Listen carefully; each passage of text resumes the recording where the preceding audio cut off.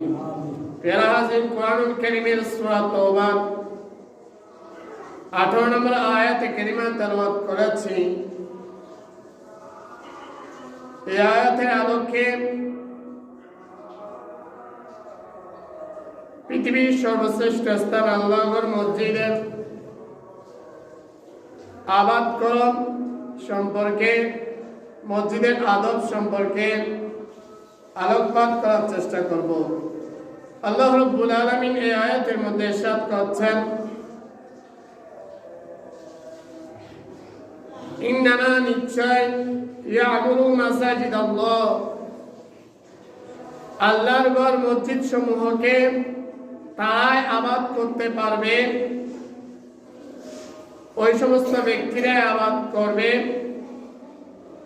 মান যে আমানা বিল্লাহ ওয়াল ইয়াউমিল আখির, যারা আল্লাহ এবং রাসূলের উপর, পরকালের উপর তথা সত্য বিষয়ে যারা ঈমান এনেছে, বিশ্বাস স্থাপন করেছে, ওয়া আকামাস সালাতা, নামাজ কায়েম করেছে, ওয়া আতাজ যাকাত,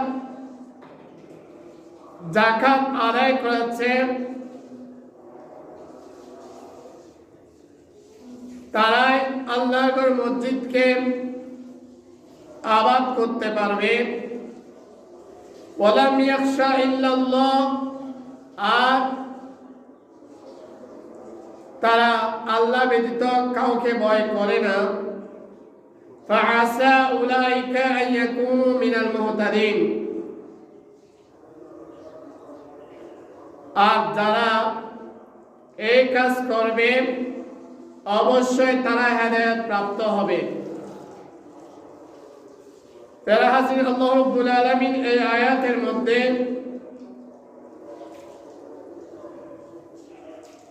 আল্লাহ রাব্বুল আলামিন ইরশাদ করছেন, যারা ঈমানদার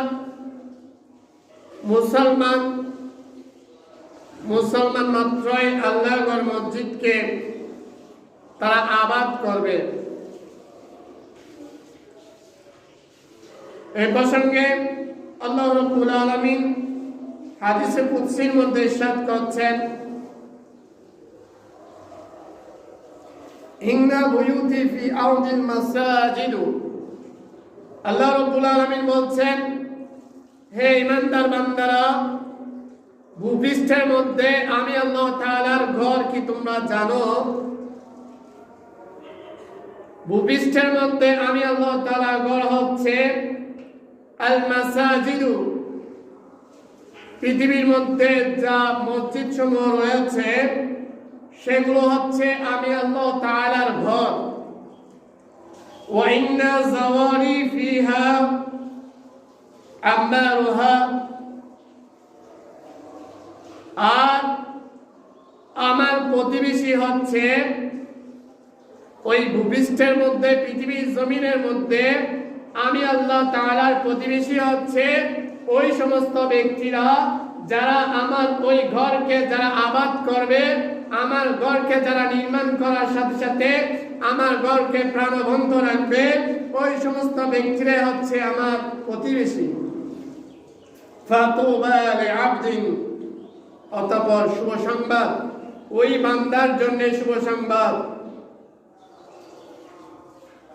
তাতাহহারা ফি বাইতিহি, যে ব্যক্তি নিজের ঘরের মধ্যে পবিত্র হয়েছে, নিজের শরীরকে পবিত্র করেছে, জাহির বাতিন পবিত্র করেছে, সুম্মা যারানি ফি বাইতি, অতঃপর আমি আল্লাহ তাআলা ঘরের মধ্যে উপস্থিত হয়েছে, আমি আল্লাহ তাআলার দিদার লাভ করার জন্য, আমি আল্লাহর সান্নিধ্য লাভ করার জন্য আমার ঘরের মধ্যে উপস্থিত হয়েছে।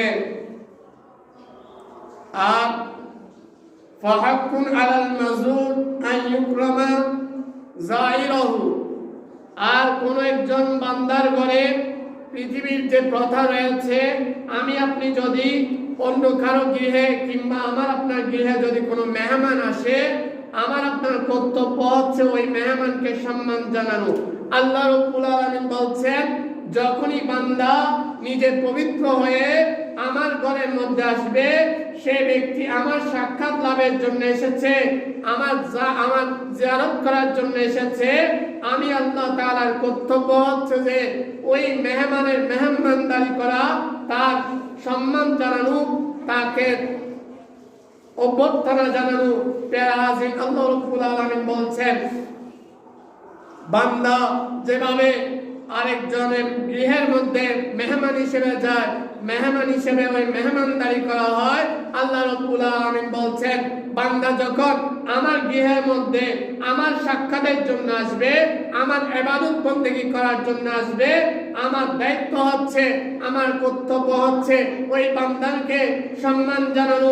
এই জন্য আল্লাহ রাব্বুল আলামিন অপর জায়গায় বলেছেন, কিতাবের মধ্যে এসেছে, বান্দা আল্লাহর ইবাদত বন্দেগীর মধ্যে যখন লিপ্ত হয়, আল্লাহ রাব্বুল আলামিন ওই বান্দাকে সম্মানিত করেন।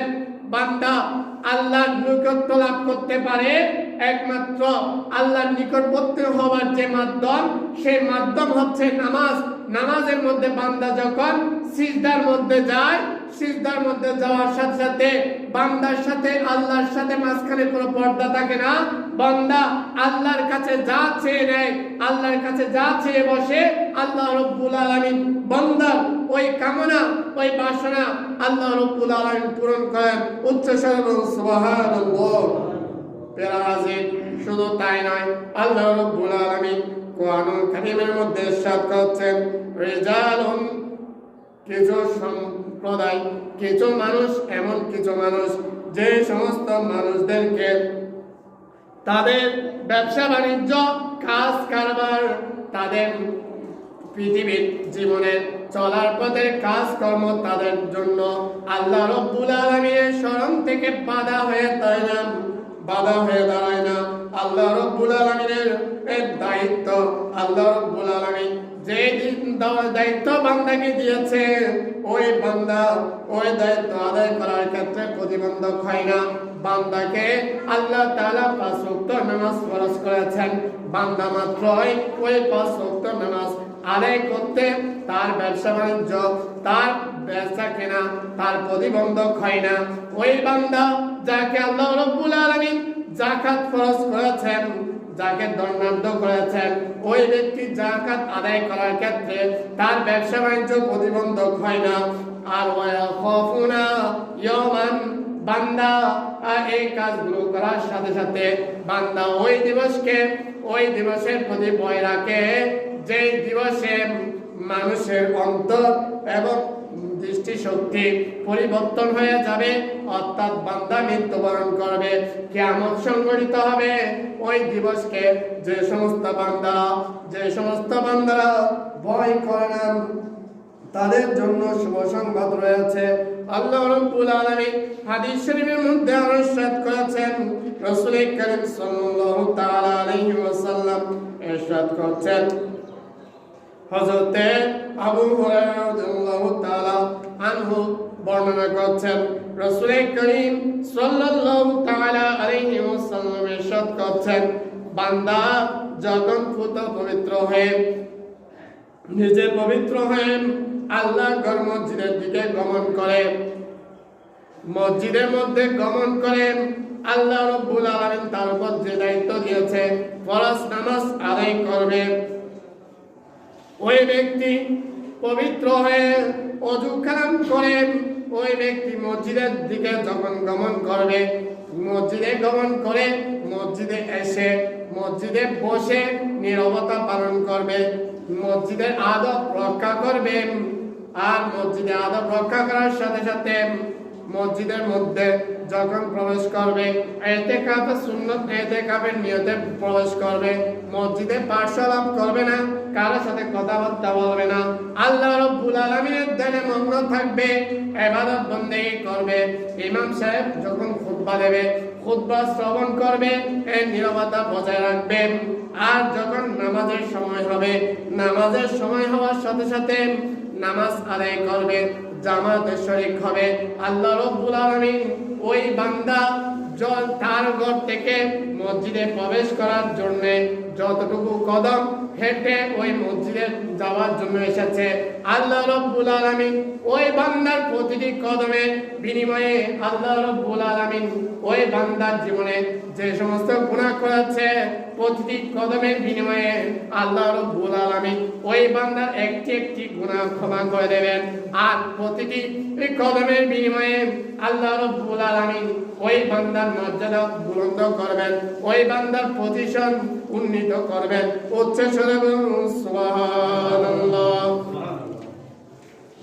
প্রিয় হাজির, রাসূল করিম সাল্লাল্লাহু তাআলা আলাইহি ওয়াসাল্লাম আর ইরশাদ করছেন, পৃথিবীর মধ্যে সর্বশ্রেষ্ঠ স্থান আল্লাহর কাছে সবচেয়ে পছন্দনীয় স্থান হচ্ছে আহাবুল বিলাদ ইলাল্লাহি মাসাজিদুহা। পৃথিবীর মধ্যে অনেক জায়গা রয়েছে, সকল জায়গার মধ্যে সবচেয়ে উত্তম জায়গা হচ্ছে আল্লাহ রাব্বুল আলামিনের কাছে আল্লাহর ঘর মসজিদ। আর সবচেয়ে নিকৃষ্ট জায়গা হচ্ছে ওয়াবাদুল বিলাদ ইলাল্লাহি আসওয়াকুহা। আর পৃথিবীর মধ্যে সবচেয়ে নিকৃষ্ট স্থান যেটা আল্লাহর নিকট সেটা হচ্ছে পৃথিবীর মধ্যে যে জায়গায় বাজার বসে, ওই বাজার সমূহ সেটা যে ধরনের বাজার হোক না কেন, তো মানুষ, তার মানে এই নয় যে মানুষ বাজারে যাবে না, তার প্রয়োজন মিটানোর জন্য মানুষ বাজারে যাবে না এমনটা নয়। মানুষ বাজারে যাবে, তার প্রয়োজন যেই মুহূর্তে শেষ বাজার করে আবার চলে আসবে। বাজারের মধ্যে গিয়ে ঘোরাফেরা করে আড্ডার মধ্যে লিপ্ত হওয়া এটা মুমিন বান্দার করণীয় নয়। সাহাবায়ে কেরামের আমল কেমন ছিল? হযরত আব্দুল্লাহ ইবনে উমর রাদিয়াল্লাহু তাআলা আনহুর সচর্চ অবলম্বনকারী ওনার সঙ্গী বর্ণনা করছেন, আমি হযরত আব্দুল্লাহ ইবনে উমর রাদিয়াল্লাহু তাআলা আনহুর সাথে বাজারে গমন করতাম। তিনি দেখতাম প্রতিদিন আমাকে নিয়ে বাজারে গমন করতেন। বাজারে গমন করতেন সত্য, তিনি কোনো দোকানের সামনে অবস্থান করতেন না, কোনো কিছু ক্রয় বিক্রয় করতেন না। আরেকটা দিন আমাকে যখন তিনি বললেন, চলো আমার সঙ্গে আমরা বাজারে যাব, ওই সাহাবী রাসূল হযরত আব্দুল্লাহ ইবনে ওমর রাদিয়াল্লাহু তাআলা আনহুকে বললেন, হে আল্লাহর রাসূলের সাহাবী, আপনি বাজারে গমন করবেন কেন? আপনি বাজারে গমন করে তো কোনো আমি উদ্দেশ্য আমি দেখতে পাই না। আপনি কি উদ্দেশ্যে বাজারে গমন করবেন? আপনি বাজারে গমন করেন, হ্যাঁ সত্য, কিন্তু আপনি বাজার থেকে কোনো কিছু ক্রয় করতে আমি আপনাকে দেখিনি। তখন রাসূলের ওই সাহাবী হযরত উমর ইবনে খাত্তাব রাদিয়াল্লাহু তাআলা আনহুর সন্তান হযরত আব্দুল্লাহ ইবনে উমর উনি বলছেন, জেনে রাখো, আমি যখন এই বাজারে গিয়েছি দেখেছ আমি ওই বাজারে ক্রেতার নিকট ভ্রমণ করার সময় আমি ওই ক্রেতাকে সালাম প্রদান করেছি, বিক্রেতার নিকট যখন ভ্রমণ করেছি সেখানে আমি সালাম দিয়েছি। অর্থাৎ হযরত আব্দুল্লাহ ইবনে উমর রাদিয়াল্লাহু তাআলা আনহু যখনই বাজারে গমন করেছেন এই উদ্দেশ্যে যে রাসূল করিম সাল্লাল্লাহু তাআলা আলাইহি ওয়াসাল্লামের একটি সুন্নতকে বাস্তবায়ন করার জন্য রাসূল করিম সাল্লাল্লাহু তাআলা আলাইহি ওয়াসাল্লাম বলেছেন, যখন যার সাথে যেখানে সাক্ষাৎ হবে, পরিচিত হোক অপরিচিত হোক, তাকে সালাম প্রদান করবে। সালাম প্রদান করার কারণে তোমাদের মধ্যে ভ্রাতৃত্ব বন্ধন সুদৃঢ় হবে, তোমাদের পরস্পরের মধ্যে মহব্বত বৃদ্ধি পাবে। হযরত আব্দুল্লাহ ইবনে উমর রাদিয়াল্লাহু তাআলা আনহু রাসূলের এই সুন্নতকে বাস্তবায়নের উদ্দেশ্যে শুধুমাত্র বাজারের মধ্যে গমন করতেন। তো আমাদের সাহাবায়ে কেরামের সেই আদর্শকে ধারণ করতে হবে।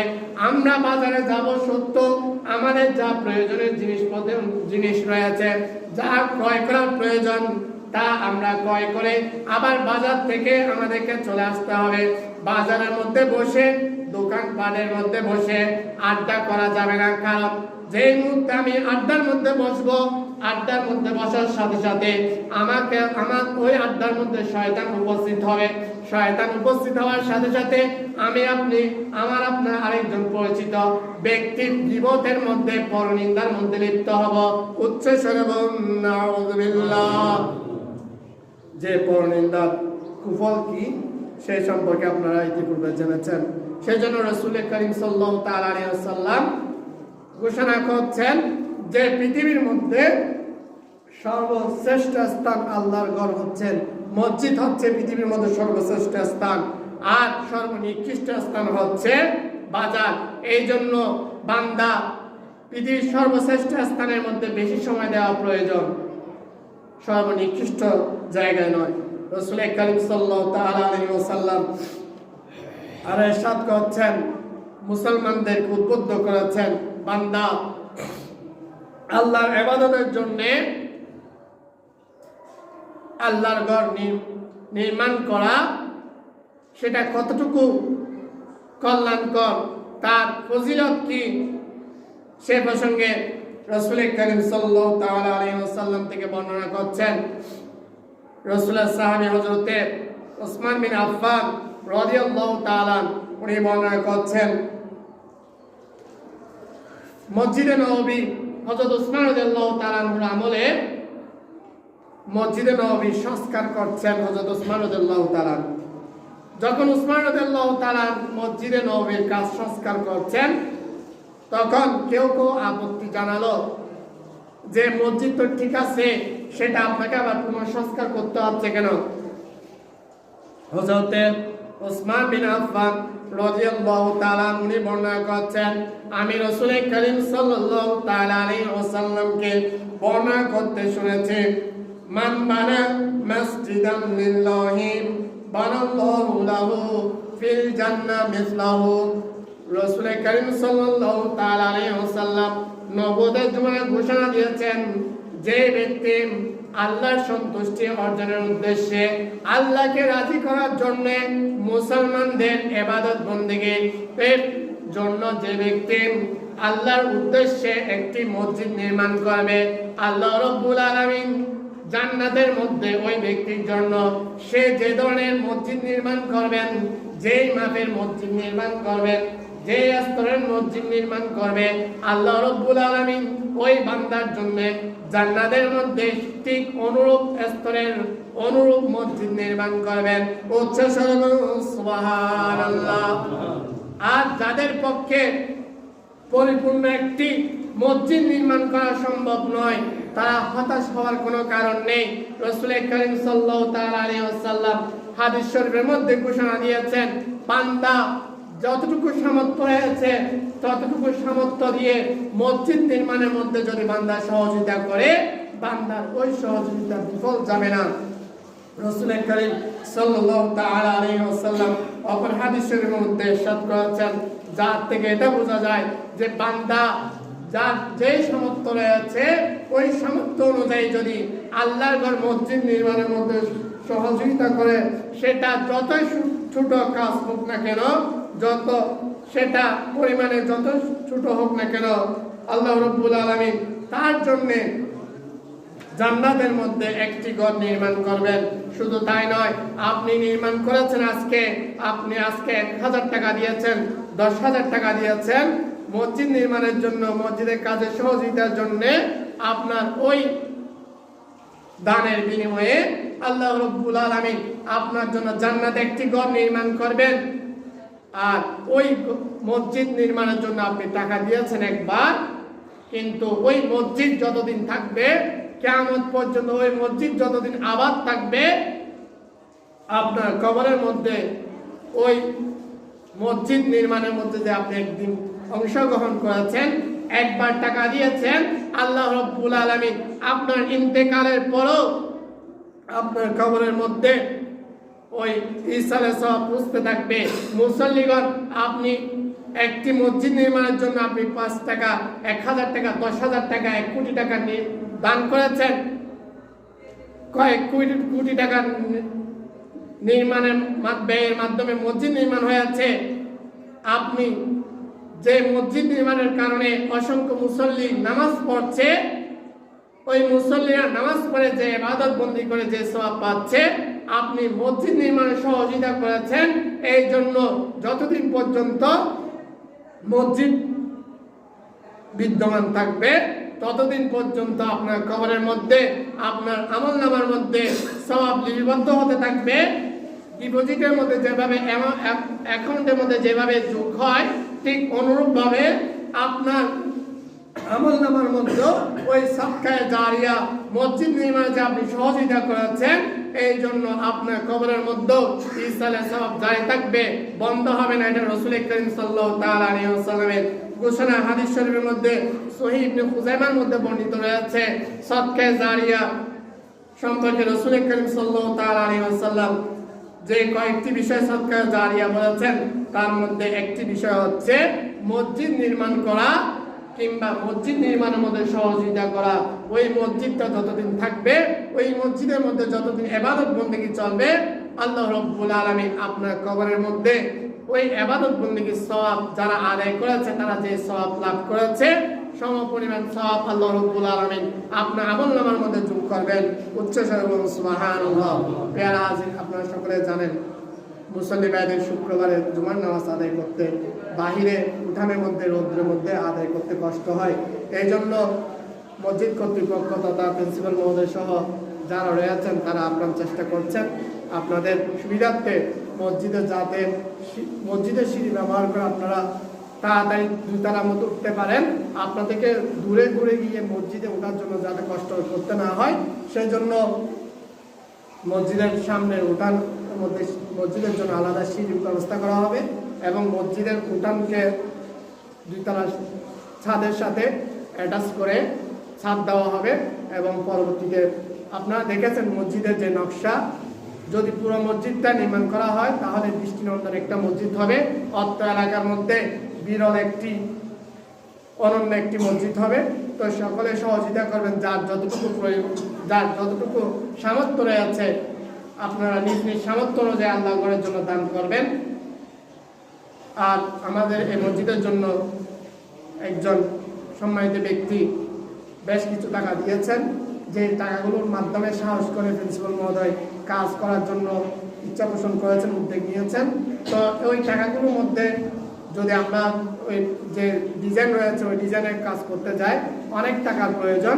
তিনি যে টাকা দিয়েছেন তা কিছুটা পূরণ হচ্ছে, বাকি অনেক রয়েছে। আপনাদের নিজ নিজ সামর্থ্য অনুযায়ী আপনারা অকাতরে এই মসজিদ পুনর্নির্মাণের কাজে সহযোগিতা করবেন। যার যতটুকু সামর্থ্য রয়েছে আল্লাহ রাব্বুল আলামিন আপনাকে রিজিক দিয়েছেন, আপনার রিজিক আপনার বাজেট কতটুকু আল্লাহ রাব্বুল আলামিন ভালো জানেন। আপনি কতটুকু দিতে পারবেন, আপনার সামর্থ্য কতটুকু রয়েছে সেটা আল্লাহ রাব্বুল আলামিন ভালো জানেন। তবে হ্যাঁ, আপনি আপনার হালাল উপার্জন থেকে আল্লাহর মসজিদের জন্য দান করবেন।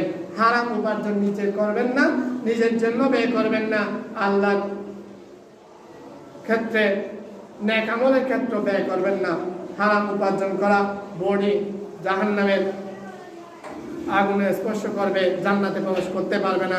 প্রিয় হাজির, তো সকলে নিজে চেষ্টা করবেন, যদি নিজের সামর্থ্য না থাকে, নিজের পরিচিত কেউ যদি প্রবাসী থাকে তাদেরকে আপনারা বুঝালে, তাদের আপনার মাধ্যমে যদি আপনার প্রবাসী কোনো ভাই কোনো বন্ধু যদি দান করে, সে দান করে যে সওয়াব পেয়েছে, আপনি সহযোগিতা করেছেন, আপনি ইনফরমেশনটা পৌঁছে দিয়েছেন, তথ্যটা পৌঁছে দিয়েছেন, আমাদের এলাকায় একটা মসজিদ হচ্ছে, মসজিদের কাজ চলছে, আপনার সহযোগিতা প্রয়োজন।